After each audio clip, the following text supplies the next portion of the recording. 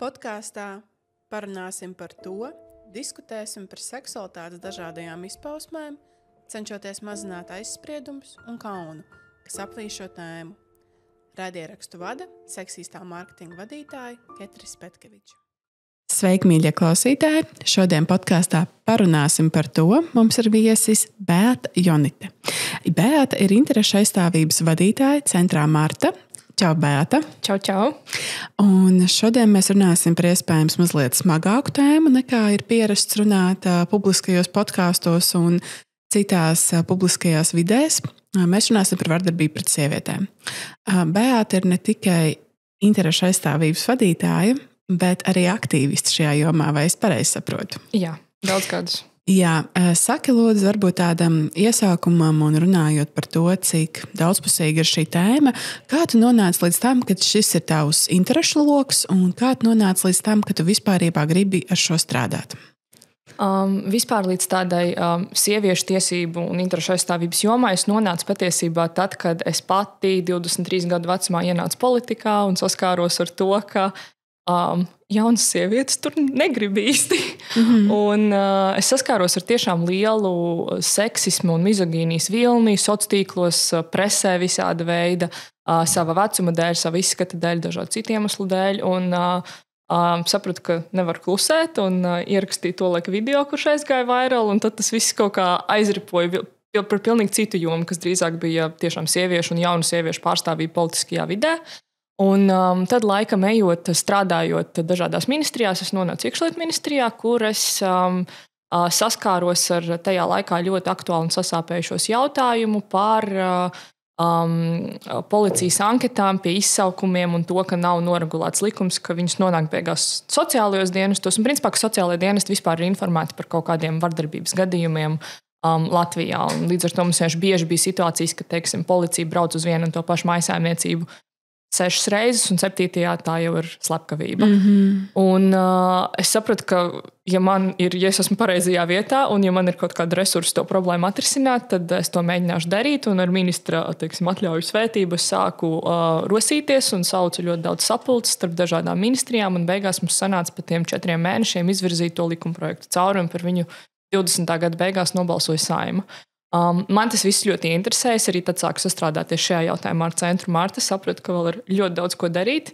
Un principā ar to jautājumu turpināju par to interesēties. Un tas man palika tāds riktīgi aktuāls. Īpaši tad, kad es sāku studēt maģistru.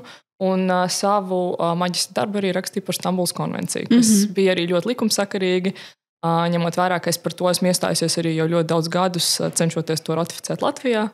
Jau ar full circle moment, jo tad visu pagājušo gadu es arī biju tas cilvēks, kas ļoti virzīja Stambulas konvenciju un centos atspēkot dažādus mītus, kas ar to ir saistīti.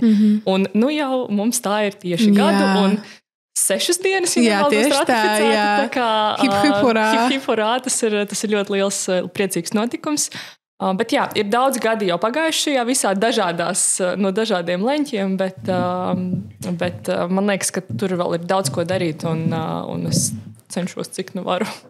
Jā, es gribēju arī pajautāt par Stambulas konvenciju. Saki, šī visa pieredze cenšoties vispār pateikt Latvijai to, ka mums tas ir vajadzīgs, tā ir bijusi, tā nav bijusi tāda vienreizēja kampaņa, tā ir bijusi tāda ilgstošs darbs ilgā laika periodā. Saki, vai jau redzam kaut kādi pirmie augļi, kas ir? Jā, kas tie būtu? Noteikti.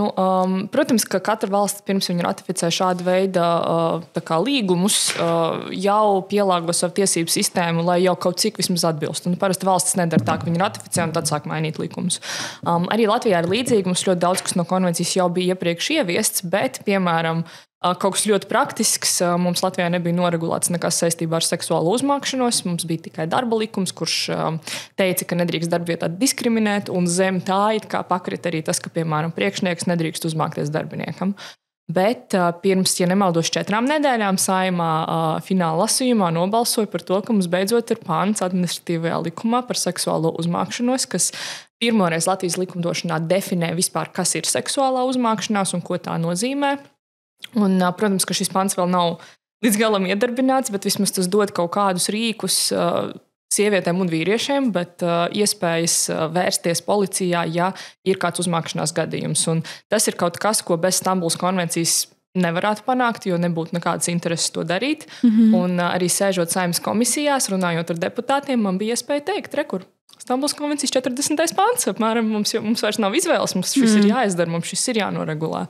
Un, tas ir tāds ļoti praktisks rīks tieši interešu aizstāvībā, jo mēs varam tagad pieprasīt kaut kādas lietas, kas konvencijā rakstītas, un tai skaitā ir, piemēram, prevencijas darbs un runāšana par tādām lietām, kas ir toksiskas attiecības, kas ir veselīgas attiecības, kas ir vardarbība, kā risināt konfliktus un šīs visas tēmas izglītības vidē un skolā, kas ir ļoti svarīgi, jo jaunieši noteikti nezina labāk par pieaugušajiem un par to ir jārunā un par to ir jāizglīto.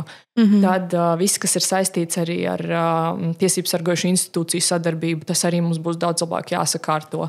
Plānošanas dokumenti. Mums tagad pēc nedēļas iznāks Latvijā vispār pirmais vardarbības novēršanas un apkarošanas plāns, kura rakstīšanā arī mēs piedalījāmies, un tas plāns būs ļoti visaptverošs, un tur būs ļoti daudz kas iekļauts, ieskaitot arī, piemēram, Stambulas konvencijas prasību, ka jābūt ir centriem seksuālā vardarbībā cietušām personām, kas līdz šim Latvijā arī nekad nav bijis, kas arī ir ļoti nepieciešams, jo tas sniegs iespēju cilvēkiem, kas cietuši no seksuālās vardarbības, uzreiz aizbraukt kaut kur, uzreiz saņemt palīdzību, uzreiz saņemt visu nepieciešamo atbalstu, tiesu medicīnisko ekspertīzi un nekaunēties par to un negaidīt un nebaidīties, ka, teiksim, policija to neuztvers nopietni vai tas nekur neaizies tālāk. Tā kā ir jau tiešām daudz, kas noticis kopš konvencijas, man par to pašai ir baigi lielais prieks.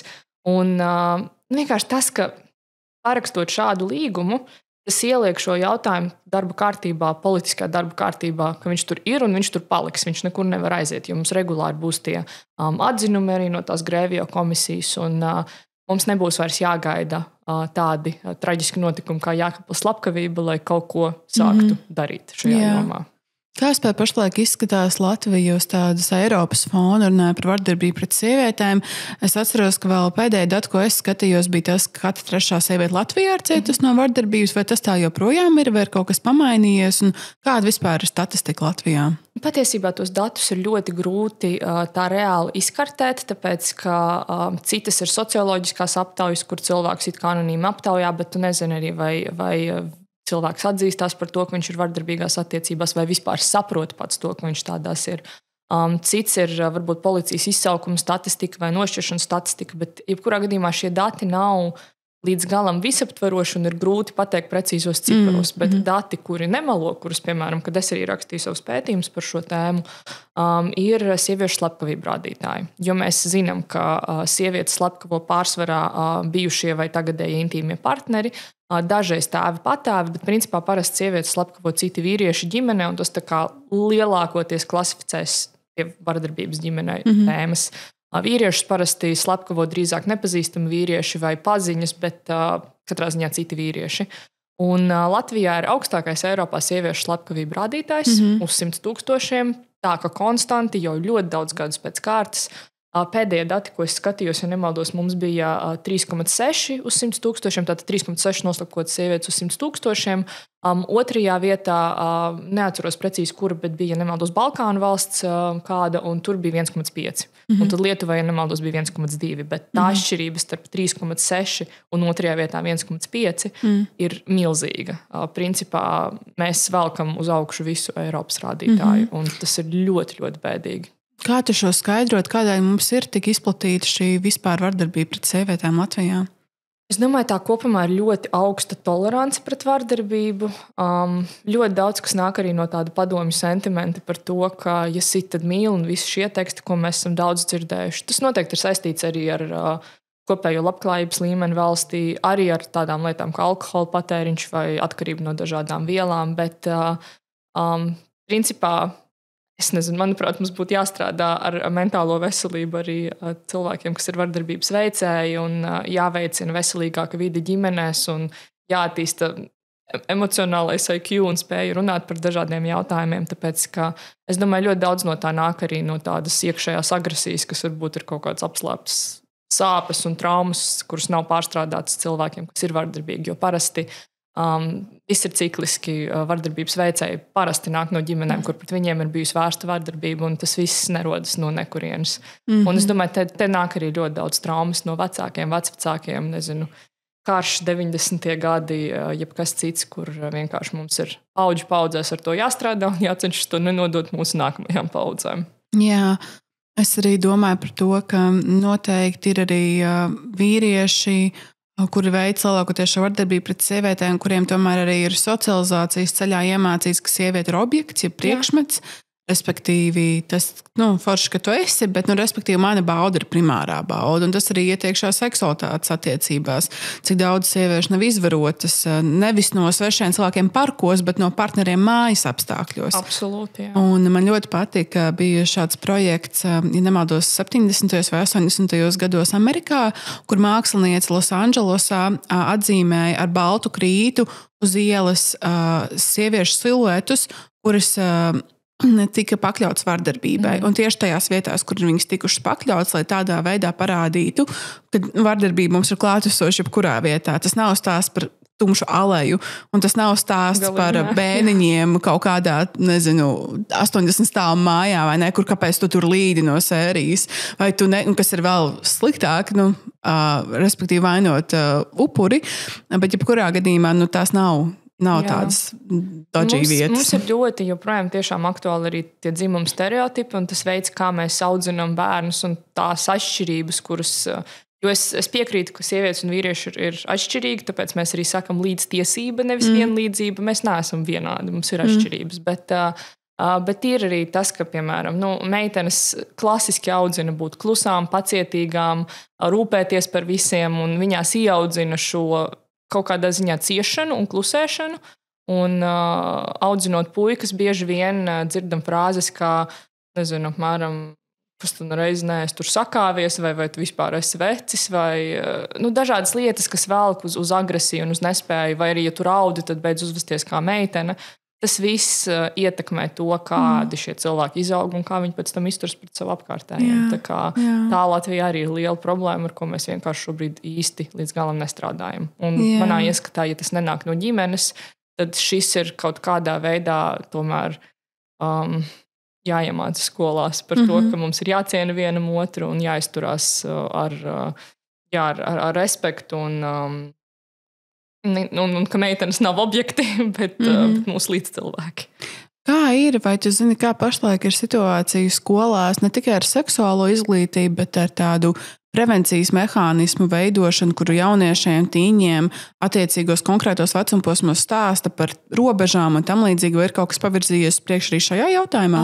Par to šobrīd ir diskusijas dažādās komisijās, jo runā arī par to, ka jāievieš veselības mācība. Manuprāt, vēl nav nosprausts nekas konkrēts, bet mums nav valstī uz doto brīdi nekādas tādas sistēmiskas apmācību veida kaut kāda, kā mēs izglītojam par šīm tēmām. Un, ja nemaldos, tas šobrīd ir lielākoties atkarīgs no skolām. Piemēram, arī mēs kā Martas centrs mums ir izstrādāta metodoloģija darbam ar jauniešiem un jauniešu grupām. Un citreiz sanāk, ka skolas mūs pašus uzaicina un mēs braucam un stāstam un apmācam, bet tas ir atkarīgs no skolām. Mēs šobrīd sadarbojamies ar pašvaldībām, lai šo metodoloģiju izplatītu un apmācītu speciālistus pašvaldībās, lai viņi tālāk var tos rīkus nodot jauniešiem, bet mums nav uz doto brīdi sistēmas. Tātad ne visi var saņemt šo izglītību un tev jābūt kādā izredzētā skolā, kur skolas vadībai, piemēram, tas šķiet svarīgi. Un, manā ieskatā tā ir bāze absolūtākā, jo, piemēram, kā tu minēji ķermeņa robežas, mums, piemēram, ir tāda džimbas skola, kas ir burvīga programma tieši pavisam maziem bērniem. Ja nemaldos, tur tas vecums ir apmēram 4 līdz 7 vai kaut kas tāds. Un viņa iemāca, par to, kādām ķermeņa daļām, piemēram, drīkst vai nedrīkst kāds pieskarties, bet tas viss ir tik bērnam draudzīgā valodā un veidā, ka tas nekādā veidā negatīvi neietekmē bērnu. Tas vienkārši iemāca iedot bērnam rīkus un valodu un veidus, kā runāt par šādām lietām, ja kaut kas notiek. Tāpēc, ka ļoti daudz arī mazi bērni cieši, diemžēl, no seksuālas vardarbības no pieaugušiem ģimenes locekļiem vai ģimenes draugiem, un bērni vienkārši nemāka par to runāt. Viņi nezina, ka tas ir slikti vai nepareizi, viņi nezina, kas ir piekrišana. Viņi nezina, ka tevi nevar tur vazāt par rokām vai pieskarties to kaut kādās vietās. Līdz ar to tā, protams, tāda smaga tēma, bet par to ir jārunā un vecumam atbilstošā veidā jāmāca. Jā, absolūti. Man tieši bija saruna ar Evu Gulbi, kas ir arī topošā psiholoģa, un kā viņa minēja, tieši tas ir viens no iemesliem, ja cilvēkiem pat negribās bērniem stāstīja par seksualitāti, un tas nozīmē, ka mēs stāstam par seksu uzreiz. Seksualitāte nav tikai seks.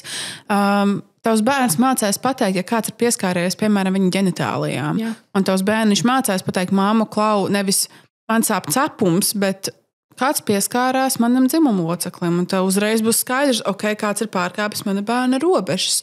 Un tas nav, protams, absolūti normāli. Tā noteikti tas ir forši, ka bērns māk pateikt. Jā. Un ir forši arī, ka bērnam nav šī kaut kādā ziņā iedzimtā kauna sajūta par savu ķermeni, jo mums ir rokas, mums ir kājas, mums arī ir dzimuma orgāni. Jā, un jā, es absolūti to piekrītu par šo.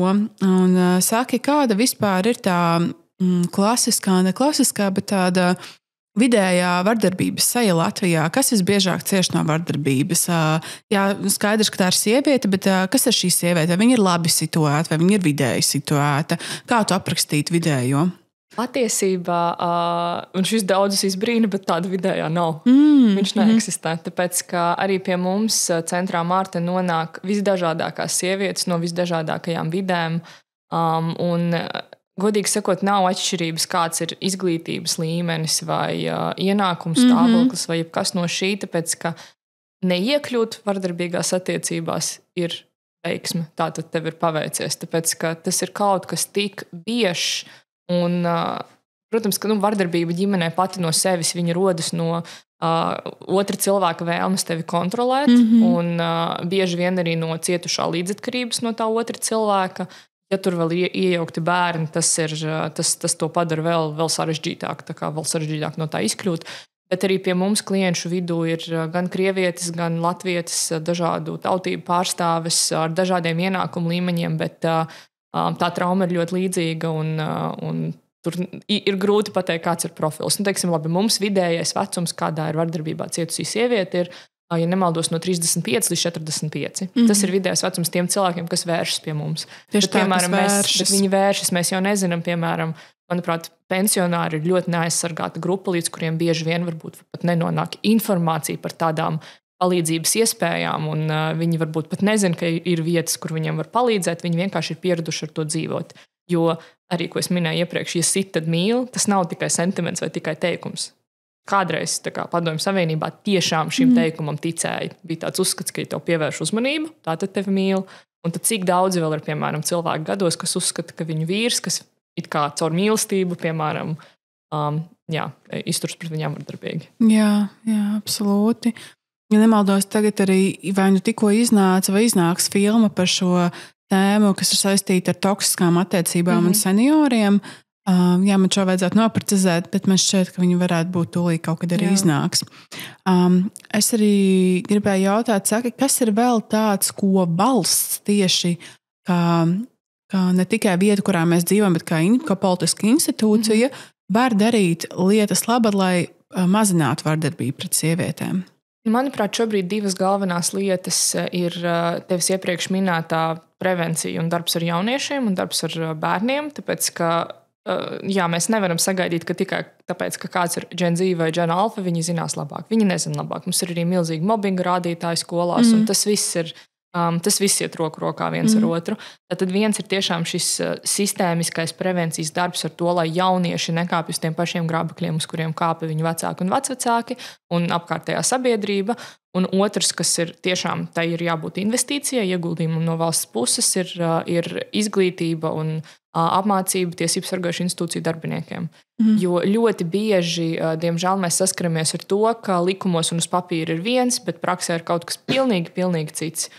Un mums ir dažādi gadījumi arī Martas centrā bijuši. Piemēram, mums bija gadījums Rēzeknē, kur mums arī ir filiāli. Mums filiāli ir Rīgā, Rēzeknē un Liepājā. Un no Rēzeknes nāk ļoti daudz dažādi interesanti stāsti, kur, piemēram, sieviete cietusi no vardarbības ilglaicīgi, gribēja šķirt attiecības, viņai bija pagaida aizsardzība pret šo vardarbīgo vīrieti, viņiem bija kopīgi bērni, ir kopīgi bērni joprojām, un viņi bija kopā ļoti daudz gadus, un viņš daudz gadus bija pret viņu vardarbīgs.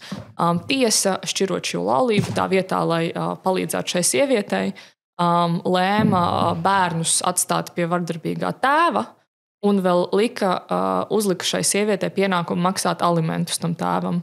Un viņa nekad nav strādājusi, jo viņa nekad nav drīkstējusi strādāt, jo viņa ir viņš nav viņai ļāvis, viņai ir bijis jāaudzina bērnus mājās. Bet, principā, reāla situācija šis bija pirms aptuveni 2 mēnešiem, kur, principā, ja tā paskatās uz to ļoti melnbalti, tad viņa tiek sodīta par to, ka viņa ir cietusi no vardarbības.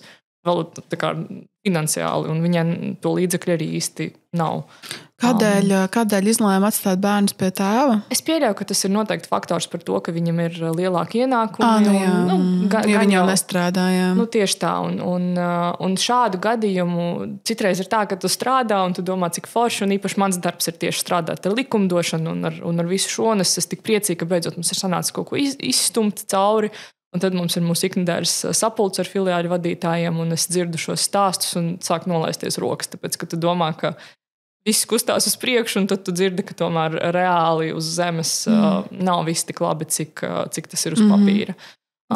Tāpēc ļoti svarīgi ir tiešām izglītot tos cilvēkus, kas strādā šajās institūcijās. Arī mēs to darām. Mēs ļoti daudz esam apmācījuši sociālos darbiniekus, mēs esam apmācījuši tieši šobrīd kā reiz iet tiesnešu apmācības, kas ir diezgan regulārs, bet to tiesnešu ir daudz. Latvijā 500 policistu ir ļoti daudz, man liekas, pie 4,000, ja nemaldos.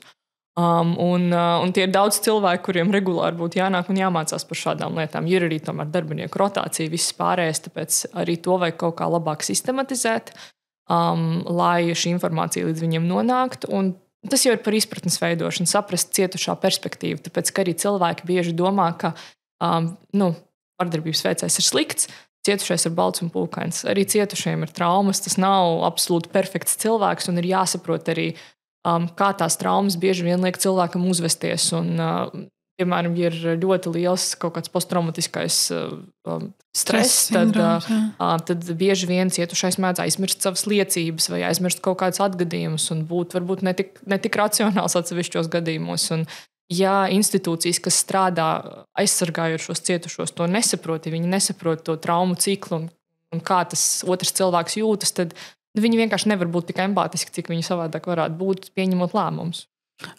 Kādēļ vispār ir tik daudz šo sūdzību par Latvijas policiju? Vispār ne tikai Latvijas, bet kopumā policiju. Mēs varam runāt arī par, piemēram, Amerikas policiju. Amerikas policijas gadījumā tas ir vairāk stāsts par melnādainiem cilvēkiem, par kuriem ir vērsta šī agresija, tīpaši uz ielām. Kādēļ Latvijā policija nestrādā tik pietiekami raiti vai iejūtīgi? Kas tavuprāt ir apakšā šam? Vai tā ir tāpat izglītības trūkums, informācijas trūkums? Resursu trūkums. Es pati esot strādājusi iekšlietu sistēmā, noteikti var pateikt, ka darba vide nav tā labākā. Ir ļoti liels darbinieku iztrūkums, ļoti liels darbinieku nekomplekts. Piemēram, Rīgā trūkst, ja nemaldos, 35 vai 40% policistu valsts policijā. Un katram policistam ir ļoti daudz lietu uz rokas. Viņi bieži vien strādā 2 vai 3 darba vietās. Līdz ar to mēs tomēr varam arī jau no tā izsecināt, ka tas cilvēks ir izdedzis, viņam varbūt nav tik daudz spāra un enerģijas un spējas iedziļināties tik ļoti katrā procesā. Šis, protams, atkal ir ļoti empatizējot ar policiju un zinot tās iekšējās problēmas. Ir arī, protams, tādi iemesli, kā daudzi policisti izvēlas šādu profesiju nepareizo iemeslu dēļ. Iespējams, vēlme tieksme pēc varas vai kaut kāda veida atkal kontroles. Ir arī, protams, bijuši gadījumi, kur, piemēram, pats policists ir mājās vardarbības veicējs, un kā mēs varam sagaidīt, ka cilvēks, kas pats šādi uzvedas, varēs efektīvi pasargāt kādu citu no tā. Nevaram īsti. Tā kā, protams, ka ir šādi izņēmuma gadījumi, bet lielākoties, es domāju, tiešām arī tas ir tas resursu trūkums, un man tāpēc, piemēram, prieks, ka nākamā gada budžetā palielinās policistiem. Tas, manuprāt, ir ļoti, ļoti forši, tāpēc, ka arī viņi sargā mūsu sabiedrību un ir pelnījuši labākus apstākļus, kuros dzīvot. Jā. Varbūt tā nav tipiska atbilde, bet tas ir tas, ko man liekas arī vajag atcerēties. Jā. Kas ir tas, ko tu ieteiktu darīt, ja, piemēram, ir sieviete, kur apzinās, ka pat viņa ir veikta vardarbība, vai arī viņa ir kaut kādā mērā nevis apzinājusies, viņa jau apzinājusies iepriekš, bet viņa ir sapratusi, ka viņa vēlas kaut ko mainīt šajā. Ko tu ieteiktu darīt? Gan jau, ka ir atšķirības ar to, vai tas ir tajā brīdī, kad tiek veikts šis vardarbības akts, ko tad labāk iesākt, ko darīt, kad sieviete jūtās jau droša, kad iespējams ir sācies šis nākamais cikls vīrietim, kā tu zini, noteikti pat ir no sākuma battering, un tad ir šis pielabināšanās, lovey, honey, dovey sindroms, ka es tāds vairs nekad nebūšu, un es lūdzu piedodu, un tad atkal ir sweet spot līdz nākamajai reizei. Kā tu izšķirt, vai ir dažādas metodas, ko darīt šajās gadījumos? Principā, kā mēs redzam pēc savas prakses, visefektīvāk patiesībā sākt strādāt ar cietušo un to cietušo izvilkt ārā no šīs vardarbības ir tieši tajā brīdī, kad tā vardarbība ir aktuāla vai tikko notikusi. Tāpēc, ka tikko sākas jau tas nākamais tā pielabināšanās fāze ar ziedu nešanu un raudāšanu uz ceļiem un es tevi mīlu un es nekad tā vairs nedarīšu. Arī parasti pat mēģinot sākt saņemt pakalpojumu kaut kāda veida, bieži vien sieviete atgriežas pie tā vardarbīgā partnera. Es teikšu sievieti, tāpēc, ka pārsvarā tiešām mēs runājam par vardarbību pret sievietēm. Vislabāk ir vērsties pēc palīdzības tajā brīdī, kad tas ir akūti. Tad arī, protams, lielākā daļa vēršas, tāpēc, ka saprotu, ka vairs nevaru ar to izdzīvot. Protams, ka es teiktu, ka šajā gadījumā jāvēršas specializētās iestādēs. Martas centrs ir viena no tādām, tāpēc, ka mēs tiešām specializēti strādājam ar šiem gadījumiem. Mūsu sociālais darbinieks sazvanās, norunā tikšanos, tās tikšanās laikā tiek izkartēts drošības plāns, tiek saprasti resursi cietušajiem, piemēram, vai ir, draudzene, pie kuras var palikt kādu laiku, vai ir atbalstoša ģimene, ko vispār var darīt, vai ir nepieciešama juridiskā palīdzība. Mēs palīdzam nokārtot pagaidu aizsardzību, ja tāda ir nepieciešama. Pagaidu aizsardzība, tiem, kas nezina, ir piemēram, netuvošanās, tāda tuvošanās aizliegums vai aizliegums kontaktēties ar cietušo, un mēs to visu palīdzam izdarīt. Bet aiziet no vardarbīgām attiecībām ir ārkārtīgi grūti. Tāpēc ir svarīgi, ka speciālisti, kas ar to strādā, tiešām strādā tieši ar šo tēmu, jo, cik mēs zinām, vidējais parasti tikai kādā 8. piegājienā tiešām sanāk aiziet līdz galam.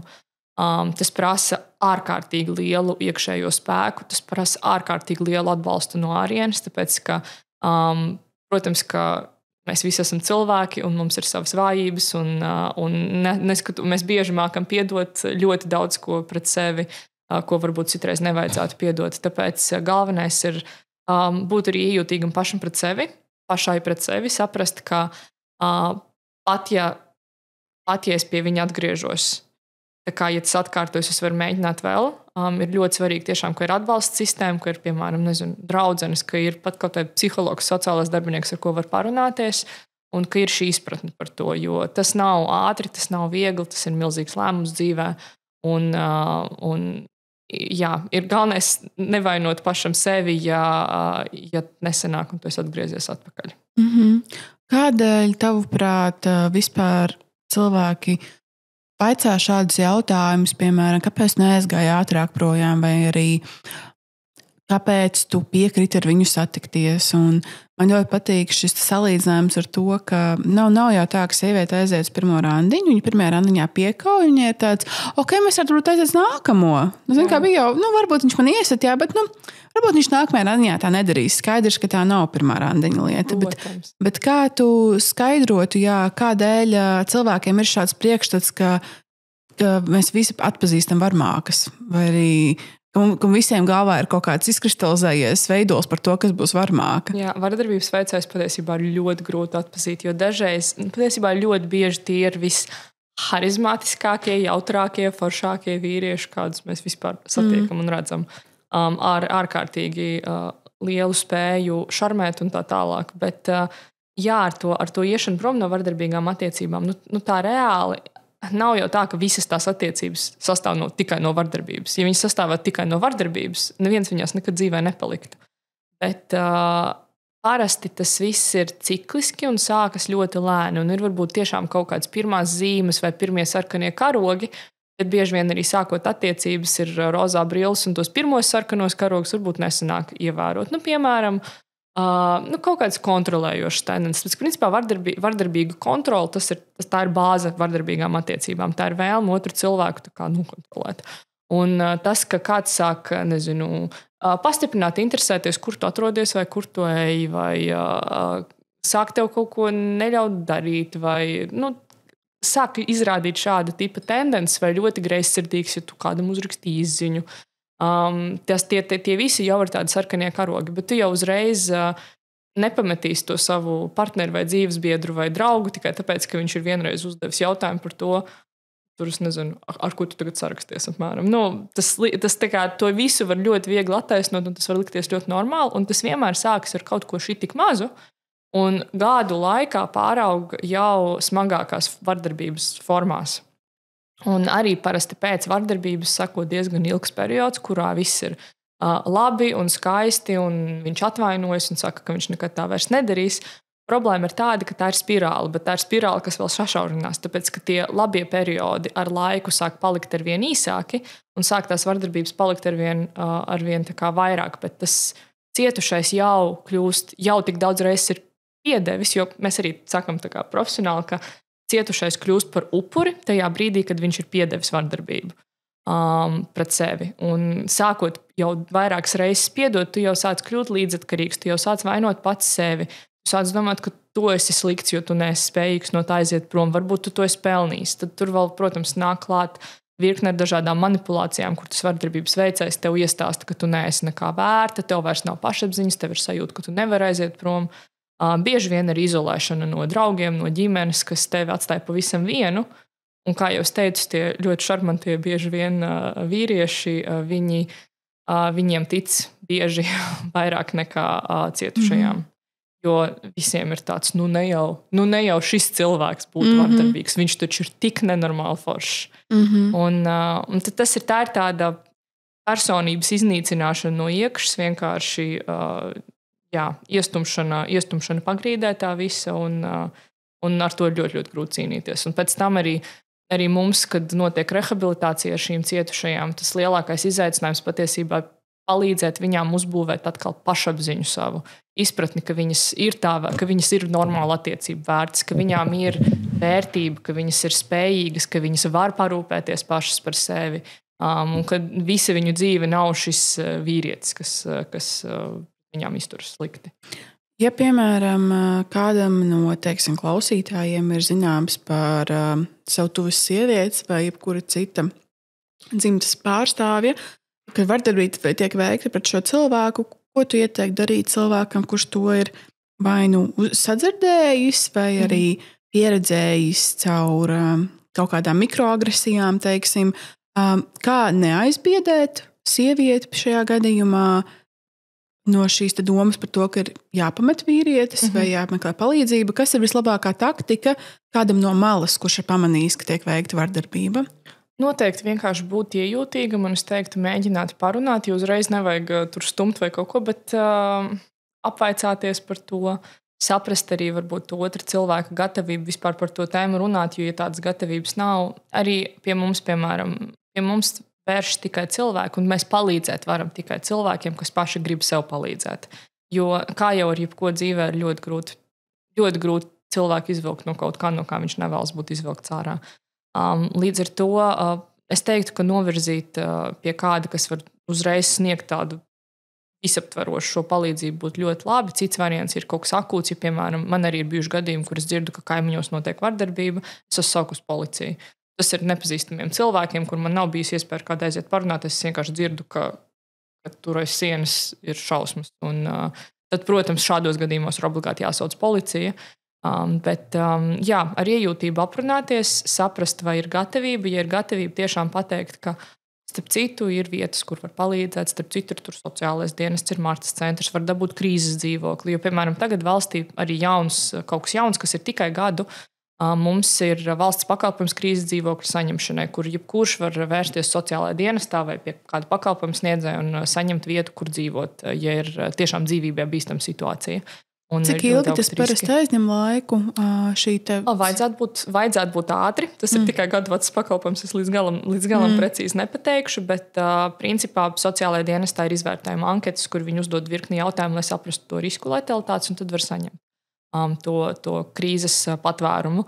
Tad arī, piemēram, juridiskā palīdzība. Ja ir sajūta, ka tu gribi prom, bet tev ir bail, ka tu nevarēsi atļauties, piemēram, juristu, jo ļoti bieži arī šādās attiecībās ir tā finansiālā līdzatkarība, kur vairāk pelna vardarbības veicējs, un tad ir bail, ka viņš taču man atņems visu. tad valsts nodrošina bezmaksas juridisko palīdzību šādos vardarbības gadījumos, un viņu var saņemt. Un par to bieži vien vienkārši nezinu. Un tas ir arī tāds akmens valsts institūciju lauciņā tiešām par šo vairāk informēt. Jo man liekas, ka ja universāli cilvēki un sievietes zinātu, ka tu vari tik daudz pakalpojumus patiesībā bez maksas saņemt un tev palīdzēs kāds, kaut vai tas pats jurists. Ja? Es domāju, ka daudz vairāk cilvēku justos drošāk kaut ko mēģināt darīt, jo bieži vien atbaida tieši arī bažas par finansējumu, par bērniem, par tik daudz ko citu. Es zinu, ka šī ir vairāk diskusija, kas virknē ap valsts nodrošinājumu ārstu pieejām, bet kā ar juristiem, vai tur ir līdzīgi kā ar ārstiem, ka ir nenormāli gara rinda jāgaida, lai iegūtu šo juridisko atbilstu, vai arī tu nezini tādas detaļas? Es godīgi sakot, detaļas nezinu. Manuprāt, tur nav gara rinda. Arī pie mums arī jurists ir Martas centrā, bet jā, es nevarēšu laikam pateikt. Okay, labi. To varam visticamāk apskatīties internetā. Vai uzrakstīt, tad jā. Jā, es vienkārši iedomājos par to, ka, ja, piemēram, nedodies šo klausās kāda sieviete, kur pašlaik ar šo saskarās, bet būsim realistiski, iespējams, ka klausās. Ja 1 no 3, tad iespējams klausās. Jā, tieši tā, tad, lai zina, ka palīdzība ir pieejama. Jā. Runājot par sabiedrību plašākā aspektā, ko tu vēlētos redzēt no sabiedrības izmaiņas perspektīvas, kam būtu jāmainās, lai šī te vardarbība nebūtu tik pēdiņās pozitīva, kā rādītājs Latvijā, restīvi, lai mēs vairs nebūtu, piemēram, pirmajā vietā Eiropas Savienībā? Jā, mentalitāte ir jāmainās. Tas ir kaut kas, ko mainīt ir visgrūtāk, un, kā jūs minējat, jāsāk ar tiešām jaunāko paudzi, jāsāk ar viņiem strādāt, bet jo vairāk par šo tēmu runā, jo vairāk par šo tēmu raksta, jo vairāk arī, protams, tas ir globalizācijas ietvaros, veidojās vienkārši izpratne arī redzot citu valstu pieredzi. Cilvēki sāk mazāk tolerēt vardarbību, un ir jau labāka tā situācija jaunāko paudzi. Ir viņa labāka, bet es domāju, te ir jāiet laikam un tiešām izglītībai, tāpēc, ka bez izglītības nekas maģiski nemainīsies, un tā nav nekāda burvju nūjiņa, bet jo vairāk mēs šai tēmai pievēršamies, jo vairāk arī mēdījos par to runā, jo vairāk mēs ierakstam podkāstus, redzam ziņās, redzam rakstus, tas tomēr kaut kur aizķerās aiz auss, un, manuprāt, arī tas jau var ļoti palīdzēt kaut kā sākt saprast, ka tas nav pieņemami. Es domāju, mums ir jāstrādā ļoti tiešām arī patiesībā ar vīriešu mentālo veselību. Tāpēc, ka ņemot vērā, ka vardarbības veicējs Latvijā lielākoties ir vīrietis ģimenē, tad jārokas līdz tai saknē šai problēmai, kāpēc tā ir, jānormalizē iešana pie terapeita, ja ir tāda nepieciešamība. Tāpēc ir arī, piemēram, vardarbības veicējiem kursi, rehabilitācija, ko var apmeklēt. Un, manuprāt, šīm tieši preventīvām metodēm ir jābūt šobrīd prioritātei. Tāpēc, ka viens ir, protams, ka mums ir jāmāk efektīvi strādāt ar sekām, kas nevienmēr izdodas. Un Jākapils slepkavība pagājušo gadu pierādīja to, ka neskatoties uz to, ka bija 18 krimināla procesi un bija visas iespējamās aizsardzības un viss cits, un tāpat redz cietušo nepasargāja. Bet ir jāstrādā tiešām preventīvi un jādomā par to, kāpēc tā vardarbība ir, un jāmēģina novērst, lai viņa vienkārši pat nesāktos. Par šo rehabilitācijas, vīriešu rehabilitācijas jautājumu runājot, man laikam ir 2 jautājumi. Viens ir, saki lūdzu, kā Latvijā ar to strādā ar šiem vīriešiem, kur ir varmācības veicēji, kas tiek nodrošināts viņiem, lai šis neatkārtotos vēlreiz. Un ir skaidrs, ka ir cilvēki un ir iespējams tie stereotipi, kas uzskata, ka varmāki nekad nemainās, kam es negribētu ticēt, kā cilvēks, kurš tic laikam jau naivi labajiem cilvēkos, un tomēr man šķiet, ka cilvēks ir mainoša būtne, un lai gan ir uzskati, kurus ir ļoti grūti izmainīt, kas ir iesakņojušies tevī, manuprāt, ja tu pats vēlies sasniegt izmaiņas, to ir iespējams darīt. Jā, bet kas tiek veikts, kā šiem vīriešiem tiek palīdzēts? Arī šeit ir jābūt vēlmei, protams, kā jūs minējāt, kā arī ar cietušajiem, ka ir jāgrib no tā tikt ārā, tad arī vardarbības veicējiem ir jāsaprot to, kādu postu viņi rada savai ģimenei, saviem bērniem. Bieži vien bērni var būt vislielākais motivators. Un parasti tas sākotnējais ceļš arī tajā rehabilitācijā ir tā izpratnes par to postu veicināšanu, lai saprastu, kā tas ietekmē visus tev apkārtējos cilvēkus, jo ir jāgrib mainīties, lai kāds varētu mainīties. Un to ir visgrūtāk panākt. Bet mums Latvijā ir tāda arī nevalstiskā organizācija, saucās MKB mācību centrs. Viņi ir tie, kas Latvijā ir atbildīgi dažādos reģionos par vardarbības veicēju rehabilitāciju.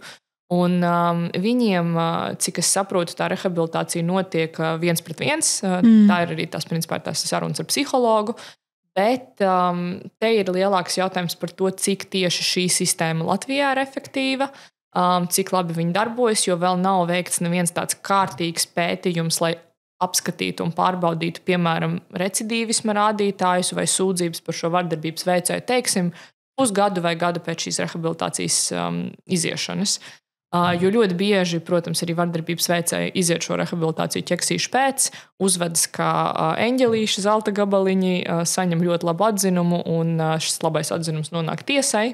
Un tiesa neredz varbūt kaut kādus pilnos lietas faktus, un viņiem tiek pasniegts, ka šis cilvēks ir kaut kādā veidā labojies. Tāpēc šeit noteikti ir jāuzlabo arī tāda atpakaļsaite arī ar cietušo pašu, lai saprastu, vai ir bijusi kaut kāda jēga, piemēram, ja tā ģimene turpina dzīvot kopā un ja tas cietušais neaiziet vai cietusī neaiziet.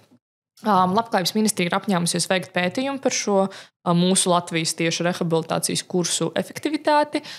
Viņi teica, ka tas būs tuvākajos gados. Es domāju, ka nākamgad, ja nemaldos, tas pētījums sāksies, bet es ļoti ceru, ka mēs arī vairāk varēsim saprast. Tāpēc, ka mums, diemžēl man tā kā bēdīgi šo teikt, bet ir bijušas ziņas no cietušajām, kas vēršas pie mums pēc palīdzības, ka tie vīrieši dažreiz caur šiem kursiem izprot vardarbību vēl labāk un vēl labāk iemācās manipulēt. Jā, un tas galīgi nav tas rezultāts, ko ir jāmēģina sasniegt. Un ir dažādas prakses. Kanādā patiesībā ir diezgan visaptvaroša šī rehabilitācija. Norvēģijā viņa ir diezgan laba. Mēs arī tagad runājam par sadarbību ar vienu organizāciju, kas sauc Alternatīva vardarbībai Norvēģijā, kas tieši strādā ar vardarbības veicējiem. Un viņiem ir ļoti unikāla pieeja, un arī tās rehabilitācijas ilgst no 6 mēnešiem līdz gadam. Tā kā tiešām ilglaicīgi, tas nav tāds ātri kursiki un viss. Un es vienkārši domāju, ka te ir jāpēta, kādas tehnikas strādā labāk, bet tam, protams, ir nepieciešams finansējums, valsts resursi, apņemšanās, ka šis ir svarīgi un mēs to gribam darīt. Cik gara ir rehabilitācija Latvijā? Ja nemaldos, viņa ir diezgan īsa, manuprāt, mēnesis, bet es negribu samalot. Vai ir tā, ka tā ir obligāta visiem vīriešiem? Viņa nav obligāta visiem, bet tiesa viņu var tā kā padarīt nozīmēt, par obligātu. Jā, tieši tā. Un principā šobrīd skaitās, ka viņu vajadzētu nozīmēt gandrīz. Jā, es tieši beidzāk, kādēļ tā nav obligāti visiem vardarbības veicējiem. Tam šeit tam būtu jābūt kā preventīvam faktoram. Nu jā. Uz to iet šobrīd darbs. Tagad arī ir grozījumi civil likumā par to, un es domāju, ka viņi sāks piemērot daudz vairāk. Tā kā tas viss šobrīd ir darba stadijā pie civil likuma. Un saka, lūdzu, vēl no tādas juridiskā skatu punkta raugoties, kā tiesa lem par to, vai vīrietis, ņemot vērā noziegumā, protams, intensitāti, vai šim vīrietim tiek atņemta brīvība, ja viņš, piemēram, ir veicis noziegumu šajā gadījumā pret sievieti, respektīvi tā, piemēram, ir izvarošana vai attiecīgi, es nezinu, konstanta fiziska vardarbība, jo mēs nedzirdam, ka pārāk bieži šos vīriešus patiesībā akūti sodītu. Kā šis process notiek Latvijā? Arī šeit ir pozitīvas izmaiņas pa pēdējo burtiski gadu. Šeit pat es teiktu, ka pozitīva izmaiņa pa pēdējo pusgadu vai pat mazāk. Ļoti bieži bija tā, ka mums Latvijā bija iespēja par mazāk smagiem miesas bojājumiem vai maznozīmīgiem miesas bojājumiem piemērot administratīvo sodu. Un joprojām sanāca tā, ka ir vardarbības ģimenē gadījums, neskatoties uz to, ka tas jau sen ir krimināli sodāms, to pavilka zem maznozīmīgiem miesas bojājumiem un iedeva administratīvo sodu. Mēs par šo kladzinām no prakses jau gadiem. Administratīvie naudas sodi un sabiedriskais darbs nestrādā. Tas vienkārši nepalīdz mainīt cilvēku uzvedību, plus tas bieži vien uzliek vēl lielāku slogu mājsaimniecībai visai. Līdz ar to tas beigās sāpina arī, piemēram, cietušo sievieti un arī bērnus un visu ģimenes budžetu. Līdz ar to tiešām probācijas uzraudzība un apcietinājums smagos gadījumos reāli ir vienīgie veidi, kā ar to cīnīties. Un šeit ir nesen izveidots jauns krimināla likuma pants, viņš saucās 174 prim, vardarbība pret tuvinieku. Un šāds līdzīgs pants bija par cietsirdību pret bērnu, un viņš tiek pret bērniem pielietots diezgan bieži tiesās, un šobrīd viņš ir arī tātad tuviniekiem, vai tie ir intīmie partneri, bijušie intīmie partneri, ģimenes locekļi, kur tātad šis pants nosaka, ka arī maznozīmīgi miesas bojājumi krimināli sodāmi, ka vardarbības ģimenē gadījumos vai šajā vardarbības pret tuviniekiem gadījumos netiek piemērot naudas sodi vai sabiedriskais darbs, ka tiek piemērot probācijas uzraudzība vai brīvības atņemšana. Un viņš arī izvelk pirmajā priekšplānā emocionālo vardarbību kā faktoru. Jo tā arī bija milzīga problēma Latvijā. Mums it kā psiholoģiskā vardarbība bija krimināla likumā, bet viņa bija krimināla likuma pielikumā. Tagad viņa beidzot jau pēdējos pāris mēnešus, cik tas pants ir par viņu nobalsots, viņš apstiprināts, ir arī pašā krimināla likuma pamatpantos. Jā. Tā kā mēs vēl, protams, nezinām, cik šīs likums ir labi strādājis. Es zinu, ka uz 30. septembri tie ir pēdējie dati, kas man ir doti. Ja nemaldos, pat 2 mēnešiem bija pēc šī panta 332 cilvēku sodīti, kas ir patiesībā pietiekami daudz. Tas ir daudz. Tas ir daudz, jā. Ņemot vērā, cik mums ir cilvēku Latvijā. Jā, tas ir daudz, jā. Varbūt 3 mēneši iespējams tā, bet ne vairāk kā 3 mēneši. Un tad man ir cerība, ka tas pants strādās, un viņš, manuprāt, to vardarbību ģimenē kaut kādā ziņā vienā pantā ieliek daudz labāk nekā citi panti, kas mums ir, kas ir vairāk par miesas bojājumiem, un tad miesas bojājumiem pastiprinošais faktors ir tātad, ka ir tās intīmās attiecības. Jā, un piemēram arī par vajāšanu un par draudiem, tas tika pieņemts pagājušo gadu, bet arī draudi un vajāšana, ja tas ir attiecībās starp tuviniekiem, arī tur kādreiz maksimālais sods bija 3 mēnešu brīvības atņemšana, tagad ir no pagājušā gada 3 gadu brīvības atņemšana. Līdz ar to, ja mēs tā skatāmies uz to, kā strādā vispār tiesību sistēma, ja bija 3 mēneši, tad nepiemēroja necik. Ja ir 3 gadi, tad iespējams piemēros tos 3 mēnešus vai pusgadu vai gadu. Tāpēc, ka parasti nekad uzreiz nepiemēro lielākos, smagākos sodu mērus pie pārkāpumiem. Jā, un saki, vai tā ir patiesība, ka Latvijā kā seksuāla vardarbība, respektīvi, piemēram, izvarošana, tiek traktēta tikai tad, ja tā ir veikta kā dzimuma noziegums, respektīvi, tā ir tikai veikta ar dzimumu locekli? Tā nav līdz galam taisnība. Okay. Mums ir 2 panti par to. Ir pants par izvarošanu un ir pants par seksuālo vardarbību. Abiem 2 šiem pantiem ir pilnīgi vienādas soda sankcijas. Viņi ir burtiski identiski, bet izvarošanas pants ir tas, kurš tieši ir par to, ka izvarošana notiek ar dzimumu locekli. Seksuālās vardarbības pants, piemēram, varbūt ir ar kādu objektu. Līdz ar to, bet sodi par viņām ir par tiem abiem pantiem ir vienlīdzīgi. Respektīvi, nosaukuma atšķirās, bet sods ir nozīmēts par abiem gadījumiem. Vienkārši atšķirās, jo tīri tehniski, kas man šķiet ļoti jocīgi, bet tīri tehniski izvarošanas pantu nemaz nevar piemērot, ja notiek vīriešu izvarošana, jo tas, kā tas pants ir definēts, pret vīrieti tā ir seksuāla vardarbība, jo tā izvarošana ļoti tehniski ir krimināla likuma izpratnē tieši sievietes izvarošana. Jā, tas ir. Izvarot var tikai vienā veidā, vai ne? Es piekrītu, ka tas ir ļoti jocīgi, bet tāpēc es saku labi, ka mums ir tie 2 panti, kas protams, viņi nedod šķēršļus, ja notiek ne tik tradicionālā izpratnē izvarošana. Jā, absolūti. Tu arī minēji Norvēģiju kā vienu no piemēriem un Kanādu, kas viņu darbībā ir tik atšķirīgs no Latvijas, kas tev būtu skatāms kā šis labais piemērs. Tu minēji par rehabilitācijas šo būšanu. Jā, bet kas ir tas, ko tavprāt ir jāimplementē Latvijā no viņiem?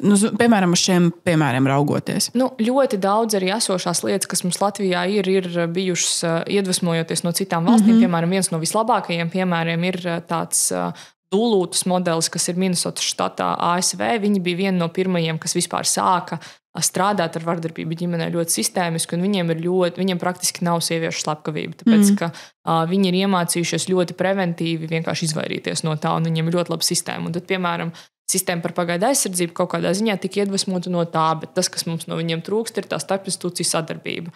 Arī, piemēram, tas, kas Norvēģijā ir ļoti atšķirīgi, ka viņiem policisti bieži vien strādā komandās. Viņi nestrādā pa vienam. Mums atkal policisti parasti viņam vienam ir 100 lietas uz rokas, un viņš viens pats mēģina izburties cauri. Ne visos gadījumos, bet tā notiek, diemžēl, lielā daļā gadījumu. Viņiem atkal ir komandas vai specializētas komandas, kas tiešām vai brigādes, kas strādā tieši uz konkrētu tipu noziegumiem. Piemēram, viņiem ir specializēta brigāde, kas strādā ar vardarbību ģimenē. Ir ļoti daudz dažādas tādas prakses, bet viņas ir grūti ieviest, jo tās ir tās praktiskās lietas, kas vienkārši funkcionē savādāk. Ir vieglāk grozīt likumdošanu un to visu mainīt, bet tās praktiskās lietas, tas tiešām prasa tādu darbu ar policiju, skaidrošanu, ko arī mēs cenšamies darīt. Mums regulāri ir dažādas konferences, arī, piemēram, pagājušajā nedēļā bija mums 100 cilvēkiem konference arī par tieši gan par darbu ar vardarbības veicējiem, gan par to palīdzību cietušajiem, kur mēs parasti aicinām tieši policistus, prokurorus, probācijas dienesta darbiniekus, tiesnešus, vienkārši, lai viņi dzird, kā notiek citās valstīs. Un mums bija no 8 ārvalstu eksperti atbraukuši. Tā kā tas ir tiešām dažādu valstu labās pieredzes, no kā var smelties iedvesmu. Bet, es saku, tā ir tā prakse, tā ir tā sadarbība savā starpā, kura mums klibo visvairāk no visa. Tiešām tas, ka es savā reģionā vai savā kaut kādā vietā, kur es dzīvoju, es esmu policists, es uzreiz zinu, ka man ir šis prokurors, kas ir mans komandas biedrs, man ir tiesnesis, kas ir komandas biedrs, sociālais darbinieks, kas ir komandas biedrs. Ir kāds gadījums, mēs visi saslēdzamies, mēs visi izdomājam, kā mēs vislabāk varam to cietušo pasargāt, un principā, ka notiek tāda sadarbība tiešām efektīva ap to cietušo. Jā, Latvijā visiem laikam ļoti patīk strādāt vieniem pašiem. Tad tas joks no Covid par 2 un 5 metriem. Diemžēl arī mēs to redzam institūciju sadarbībā. Tā kā, ja mēs spēsim uzlabot to, un tas arī ir par personīgu attiecību būvēšanu un arī ja tiešām personīgām attiecībām starp šiem darbiniekiem konkrētos reģionos, es domāju, ļoti uzlabosies situācija. Informācijas apmaiņa, ļoti bieži informācija. Policijā ir viena, tiesā ir vēl cita, prokuratūrā ir vēl cita, un beigās vienkārši tiek pieņemti lēmumi ar nepilnīgu informāciju. Ja, piemēram, sistēmas nav saslēgtas kopā. Visādi šādi knifiņi ļoti praktiski, kas var palīdzēt. Okay. Un ņemot vērā to, ka mums arī ir labi zināms šis fenomens par victim blaming, respektīvi vainas novelšanu uz upuri, kā tev šķiet, kā mēs varam mazināt šo fenomenu Latvijā, jo es ļoti bieži lasu kaut kādos komentāros, kas ir, protams, es cenšos viņus nelasīt, bet tad, kad es atveru šo te rakstu, tur tāpat pabīd kaut kādi komentāri, kas ir, bet kāpēc viņi tur gāja, kāpēc viņi ģērba tik īsu kleitu, kā mēs varam iemācīt cilvēkiem pārstāt atbildību velt uz upuri, bet mēs koncentrējamies uz cilvēku, kurš ir veicis vardarbību. Jā, es absolūti tev piekrītu. Kā to atrisināt tavus sitienes, laikam arī nevarēšu pateikt, jo tas ir arī vienkārši darbs ar izpratnes veicināšanu un to, ka cietušais nav vainīgs pie tā, ka viņš ir cietušais. Un šeit arī ir tā pati problēma, ka cietušais bieži vien pats jūtas vainīgs. Tā kā cilvēki, kas ir cietuši no seksuālās vardarbības, jūtas ļoti vainīgi par to, ka viņi ir cietuši no seksuālās vardarbības, jo tu uzreiz sāc sevi kritizēt un domāt, varbūt man tur nevajadzēja būt, varbūt man to nevajadzēja darīt, bet vainīgs ir tas cilvēks, kas tev to ir nodarījis, nevis tu. Un, tā ir tāda absolūta mentalitātes maiņa, kas, teiksim, es zinu, ka tur cilvēkiem, kas ar šo tēmu strādā, tāda ir, un mēs to saprotam, bet apkārtējai sabiedrībai vienkārši ļoti patīk novelt vainu uz vājāko, un arī pat drusiņu slepkavības situācijā arī tur man ir sanācis runāt, piemēram, taksometros ar cilvēkiem, kas ir sākuši attaisnot to, ka viņa gan jau viņu noveda. Un sēž un domāju, šī ir slepkavība, kā vispār cilvēks kaut ko tādu var iedomāties. Bet, un tad es mēģinu ar to taksistu kaut kā runāt un tā tālāk, bet no tā bieži vien nav jēgas. Un es īsti nezinu, kā mentalitātei izmainīt to, ka cietušais nav vainīgs.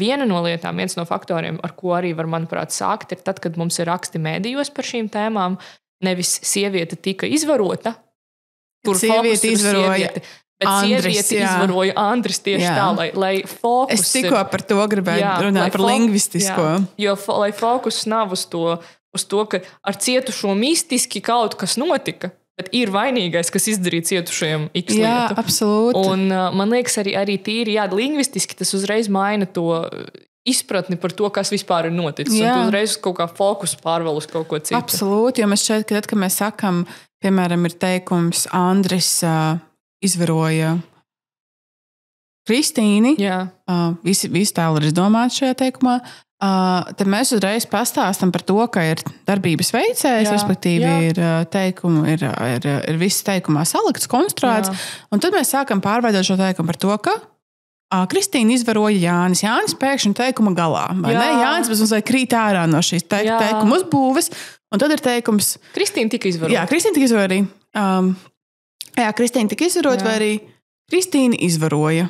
2 vārdi. Viss. Mēs vienkārši pastāstam, ka Kristīne neminam vārdā, nesaucam neko, jo mums jau ir nērti, vai arī tas nav tik svarīgi, jo šokējošāk ir, ka ir izvarots. Nē, šokējošāks ir fakts, ka mums ir vīrieši, kas izvaro, un iespējams, ka ne pirmo, ne pēdējo reizi.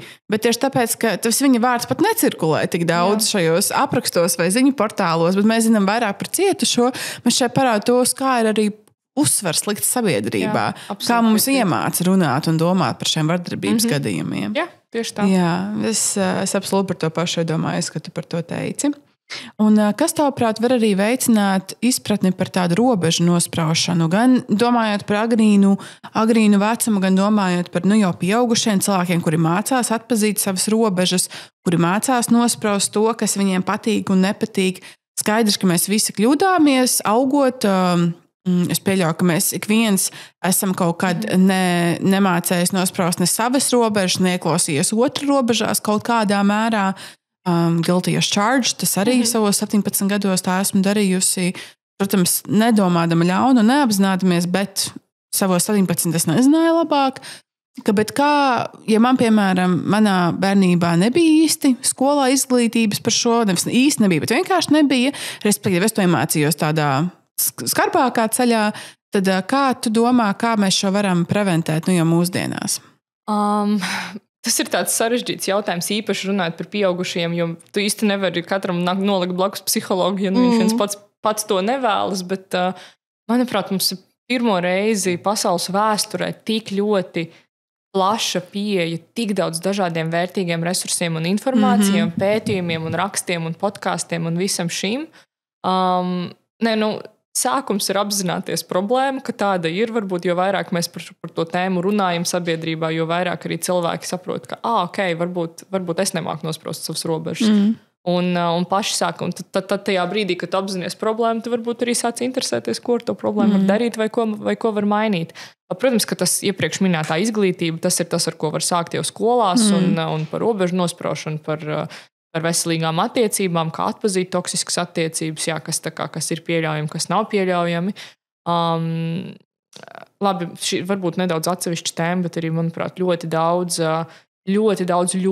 kas toksisks nāk no pornogrāfijas, tāpēc, manuprāt, tur arī vajadzētu ļoti liels likumiskus mērus pieņemt, lai nepilngadīgiem tā nebūtu pieejama, bet, piemēram, ļoti populāra lieta mūsdienās jauniešu vidē, par ko mēs arvien vairāk dzirdam, ir nefatāla žņaukšana. Žņaukšana ir tiešām ļoti, ļoti bīstama parādība, kas ļoti var kaitēt uz cilvēka veselību vistiešākajā veidā un, diemžēl, arī mēdz rezultēties slepkavībās netīšās. Bet ļoti daudz no šīs tieši absolūti sagrozītās seksuālās uzvedības jaunieši iemācās no pornogrāfijas. Tāpēc, ka pornogrāfija mūsdienās lielākoties ir vardarbīga, ļoti mizogīna un tas saturs ir radīts bieži vien ar telefonu, nesaprotams kādos apstākļos. Līdz ar to arī tas, manuprāt, ļoti ietekmē to, ar kādu izpratni aug jaunieši par to vispār, kas ir seks, kas ir piekrišana, kas ir droša uzvedība seksuāla, kas nav droša seksuāla uzvedība. Un tas ir jautājums par intervenciju un par darbu gan vecumam atbilstošos formātos, gan ar bērniem par savu robežu saprašanu, gan tad ar, piemēram, pusauģiem vai jauniem pieaugušajiem par šādiem jau sensitīvākiem, intīmākiem jautājumiem, ar ko viņi tāpat dzīvē saskarsies, un viņiem tāpat tas ir jāzina un jāsaprot. Jā, šis vispār ir ļoti interesants temats tieši par pornogrāfiju runājot, jo, manuprāt, tas ir ļoti plašs temats, par ko runāt. Viennozīmīgi arī es kā cilvēks, kurš strādā ar seksu saistītā industrijā, protams, es nestrādāju pornogrāfijā, es nestrādāju eskortā, piemēram, bet skaidrs, ka es strādāju vidē, kur attiecīgi šīs tēmas pavīd. Un es par šo pat esmu daudz domājis. No vienas puses absolūti apzinos to, cik pornogrāfijai var būt negatīvs cik pornogrāfija var būt negatīvs ietekmes avots, it īpaši uz neattīstītu psihi. Bērniem nav jābūt pieejai pornogrāfijai. Ir iemesls, kāpēc viņi ar 18 gadu tieši tā. Arī ir jābūt. Jā. Bet reizē, es nezinu, kāds ir pēc taviem uzskatiem un pēc tavas informācijas, kas tev ir, manuprāt, ir arī iespēja, ka ir ētiska pornogrāfija, respektīvi, piemēram, ir amatieru pornogrāfija, kas ir, es teikšu, arekalāsti, ja nemaldos šo sauc, kur attiecīgi visiem aktieriem tiek maksāts par to, ko viņi dara, visiem tiek veikti STS testi. Tu maksā par to, tu nepiekļūsti video bez sava profila izveidošanas, bez samaksāšanas par to, ka tu patērē šo. Attiecīgi, vai tev šķiet, ka šo var sagaidīt nākotnē, ka pornogrāfija kļūst arvien ierobežotākā materiāls, vai tev šķiet, ka tas nav iespējams? Es domāju, ka tas nav iespējams. Mēs arī, kā organizācija Centrs Marta, mēs neticam tādai lietai, kā ētiska pornogrāfija. Mūsu ieskatā tas neeksistē, jo pornogrāfija ir filmēta prostitūcija, un prostitūcija praktiski visos tās paveidos ar ļoti, ļoti maziem izņēmumiem ir būvēta uz ļoti eksploatatīvas, ar cilvēku tirdzniecību saistītu cilvēku, ievainojumu cilvēku mugurām, un jā, tā ir vēl viena ļoti smaga atsevišķa tēma, kurā mēs tagad varam noteikti neiedziļināties, bet jo vairāk attīstās tehnoloģijas, jo vairāk attīstās arī mākslīgais intelekts un spēja radīt pornogrāfiskus materiālus, vienkārši izmantojot kādu cilvēku seju. Manuprāt, ja šeit jau tādā lielākā mērogā tiešām, piemēram, Eiropas Savienības institūcijas nesāk kaut ko darīt, tad mēs varam nonākt ļoti bīstamā situācijā, kur mēs katra no mums īpaši sieviete var tikt pakļaut, piemēram, arī, pornogrāfisku materiālu izveidēji, izmantojot mūsu biometriskos datus un mūsu sejas un jebko šādu. Nerunājot jau vienkārši par pornogrāfiju un kāda tā ir un kā tas strādā tās platformas, cik ļoti daudz līdzekļus viņi iegūst, kāda viņam ir lobēšanas vara arī visā šajās institūcijās.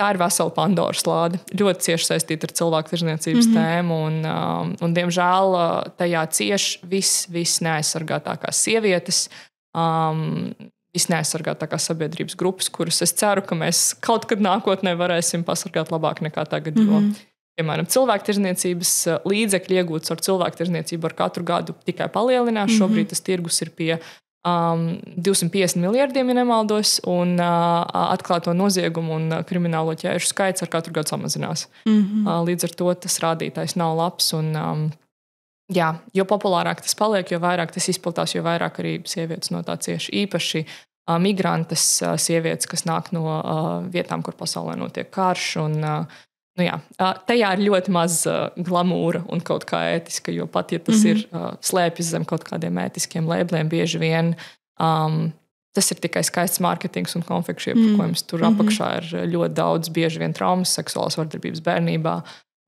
viss kaut kā cita. Bet tas ir pilnīgi cita tēma.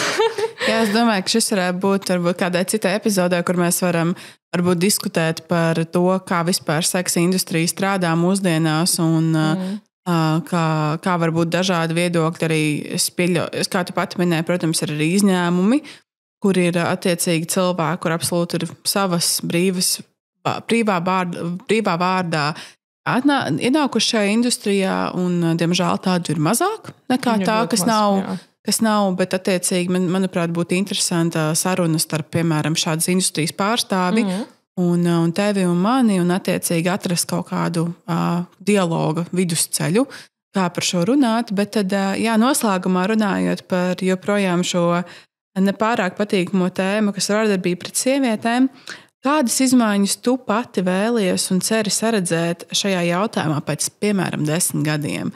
Kas ir tāda tava, varbūt ne obligāti 10 gadiem, varbūt tas ir tuvākā nākotnē, varbūt tālākā, cik tam tavuprāt ir jābūt laikam, bet kas ir tas, ko tu ļoti vēlētos vēl savas dzīves laikā pieredzēt? Ideālā variantā es gribētu, lai man nebūtu darba šajā jomā. Vai tas nebūtu perfektā lieta, ko tiekties. Tā kā, jo man kā cilvēkam, kas strādā ar vardarbību ģimenēs, varētu nolikt savas, nokrāmēt savu galdu un pateikt, tādas vairs nav. Tas būtu, protams, perfekti. Bet pasaule nav perfekta. Ideālā variantā es tiešām gribētu, lai mums Latvijā sakārtotos šajā jomā izglītības sistēma, lai būtu sajūta, ka vismaz kaut cik drošāka sajūta par to, ka nākamā paudze darīs labāk nekā mēs. man liekas, vispār kopumā bērni ir cerība, un es gribētu, lai mēs viņus investētu pietiekami daudz, lai mums neizaugtu pieaugušie, kas turpina tieši to pašu, ko darīja iepriekšējās paudzes. Tā kā tas, laikam, ir tas pats galvenais, ko es ļoti gribētu redzēt. Es gribētu redzēt, ka ļoti reāli pazeminās slepkavību rādītāji, un ka mēs vairs neesam top 1 Eiropā, bet mēs ierindojamies kaut kur tuvāk varbūt mūsu Baltijas kaimiņiem un vēl zemāk par to. Jo, manuprāt, mēs esam patiesībā tik maza valsts, kur, kā jau mēs ar tevi sarunas sākumā apliecinājām, tā kā visi viens otru kaut kādā veidā pazīst. Un tas ir tāds resurss, un tas var padarīt mūs par tik elastīgiem, ja vien mēs to vēlamies arī gan tajā starpinstitūciju sadarbībā, ko es minēju. Tā kā ir tik viegli sapazīties ar tiem pareizajiem cilvēkiem pareizajās vietās, lai tu spētu labāk kādam palīdzēt. Protams, kopējais labklājības līmenis valstī, ekonomikas uzlabošanās, bez tā jau nekas no tā nenotiks. Jebkur sociālajie pakalpojumi, jebkas, ko mēs varam gribēt darīt, lai palīdzētu kādam, tam visam ir jābūt kaut kādam budžetam. Līdz ar to, kamēr mēs neattīstam ekonomiku kopumā, kas ir vēl globālāks jautājums par to, mums arī nebūs līdzekļu un mēs nespēsim ieguldīt tik daudz arī šādās dažādās programmās un rehabilitācijās un kvalitātes uzlabošanā un šādās lietās. Jā. Tā kā man ir cerība, ka Latvija plauks un dzels, ka cilvēki nebrauks prom tik daudz un mēs spēsim vairāk līdzekļus ieguldīt tiešām tādās sociālās jomās un sociālos jautājumos. Tā ir mana cerība. Absolūti, un karš Ukrainā beigsies. Jā, absolūti, protams. Jā. Jo mēs nevaram nerunāt par šo arī. Tāpēc, es pat nezinu, vai... Es, protams, gribētu zināt, kas notiek ar sievietēm Ukrainā, bet man jau slikti paliek mazliet domājot par to, kam kārtējais. Jo tur mēs strādājam arī Ukrainā, kā centrs Marta, un esam palīdzējuši atvērt 2 centrus tieši seksuālā vardarbībā cietušām sievietēm, kara un ar kara traumām un visu šo. Tur šobrīd ir milzīga problēma, piemēram, ar to, ka vīrieši, kas, piemēram, atbrauc atvaļinājumā no kara, atbrauc atpakaļ pie savām ģimenēm, viņi mēdz būt ļoti, ļoti vardarbīgi. Tāpēc, ka karā pilnīgi pazūd normas, robežas un absolūti degradējas mentālā veselība. Tas ļoti, ļoti negatīvi ietekmē vardarbības ģimenē rādītājs. Un ar to šobrīd Ukrainā ir milzīga problēma. Un arī viena no mūsu partnerorganizācijām šobrīd strādā pie idejas par to, ka varētu attīstīt, es pat nezinu, kā latviski to var pateikt, bet tā kā halfway house vietu, kur pēc atnākšanas no armijas vīrietis var, teiksim, rehabilitēties un kādu laiku pabūt pirms resocializēšanās un atgriešanās ģimenē, lai mazinātu šo risku būt vardarbīgam pret saviem tuvākajiem cilvēkiem. Tā kā pusceļa māja. Pusceļa māja, jā. Tas ir tāds ļoti literāls tulkojums. Jā. Un tā ir milzīga problēma. Un nedod Dievs, tās ir šausmas, ar ko jāsaskarās katram cilvēkam šobrīd Ukrainā. Un es ceru, ka mums nevienam nekad tas nebūs jāpiedzīvo, jo viņiem bija ļoti patiesībā labas sistēmas jau izdomāts un sakārtots. Viņi ratificēja arī Stambulas konvenciju, tas bija jau gan kara gadā, pilnmēroga iebrukuma gadā, bet jā, šobrīd šis, es teiktu, par gadu 10 vismaz ir viņus atspēris atpakaļ. Jā, absolūti.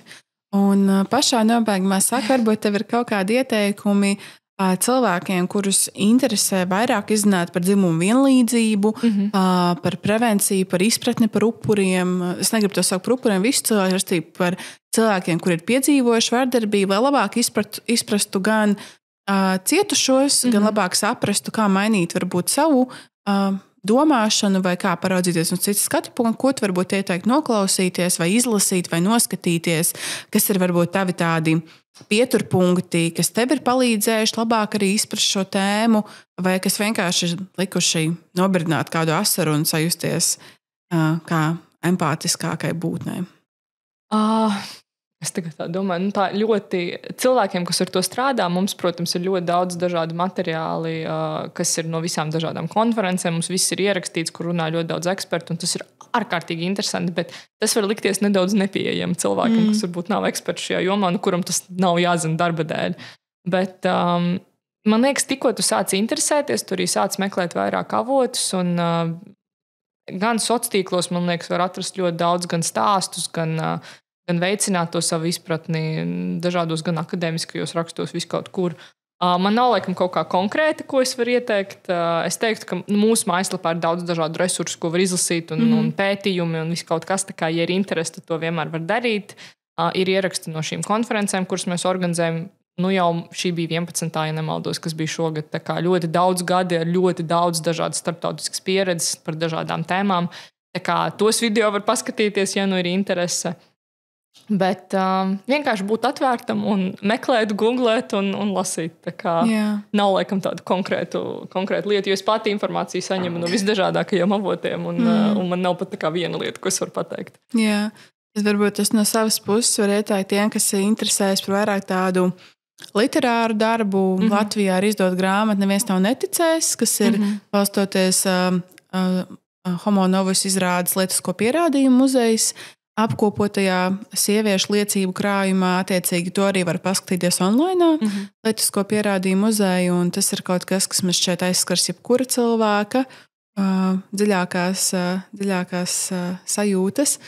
Bet jā, tieši kā arī Beata teica, ir ļoti daudz materiālu mūsdienās, gan informatīvu, gan populāru zinātnisku, lai par šo lasītu un interesētos. Un, manuprāt, kā arī Beata teica, jo vairāk mēs interesēsimies un vairāk mēs izzināsim, jo empātiskāk un atvērtāk mēs būsim. Un arī algoritmi strādās mūsu labā un dos mums vairāk tādas informācijas. Paldies, Meta!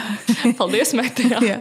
Paldies tev par sarunu un Beata, un tad jau tiekamies nākamajā epizodē. Paldies tev milzīgs!